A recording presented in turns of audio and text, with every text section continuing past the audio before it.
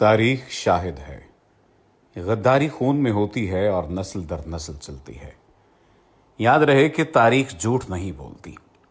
قیام پاکستان کے کچھ علاقوں میں عوامی ریفرنڈم کروانے کا فیصلہ کیا گیا، جس میں عوام کی اکثریت نے پاکستان کے ساتھ الحاق کو ترجیح دی۔ بلوچستان میں البتہ گوروں نے یہ اصول اپنانے سے انکار کر دیا، کیونکہ انگریز چاہتا تھا کہ بلوچستان آزاد حیثیت میں قائم رہے تاکہ بر صغیر سے انخلا کے فوری بعد انگریز اپنی گورننس وہاں منتقل کر دے اور پھر وہاں بیٹھ کر بتدریج خطے کا کنٹرول دوبارہ حاصل کر سکے۔ چنانچہ بلوچستان میں عوامی ریفرنڈم کی بجائے وہاں کے شاہی جرگے کے اکثریتی ووٹ کی بنا پر فیصلہ کرنے کا اعلان کر دیا گیا۔ یہ نہایت حساس معاملہ تھا۔ اگر شاہی جرگہ الحاق کی پاکستان سے انکار کر دیتا تو پاکستان کی جغرافیائی پوزیشن بہت کمزور ہو جاتی۔ شاہی جرگے کے متعلق جان لیں۔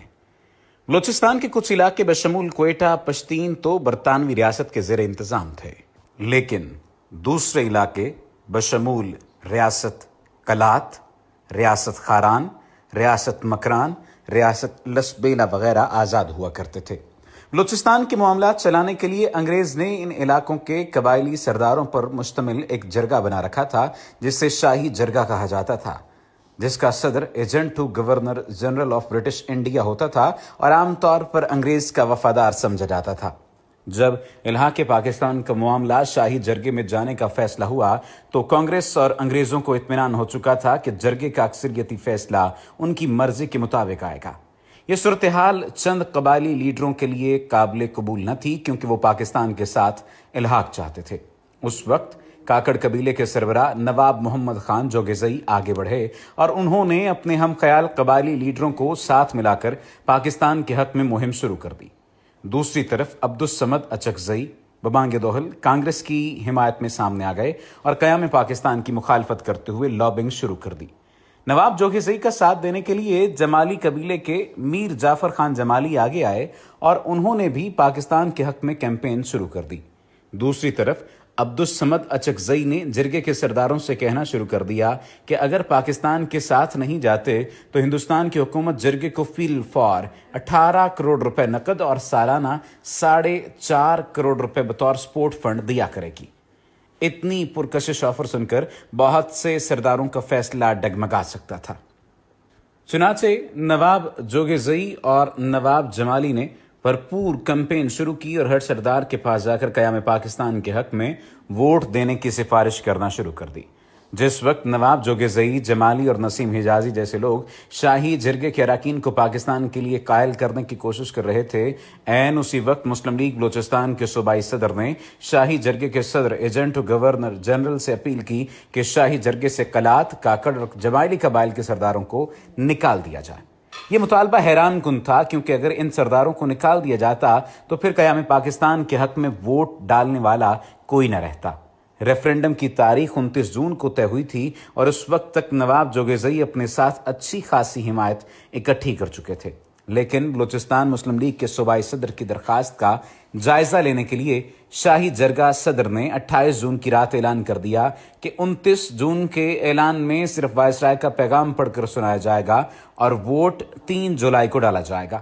اس کا مقصد یہ تھا کہ اگلے چند دنوں کے اندر جرگے کی کمپوزیشن تبدیل کی جا سکے۔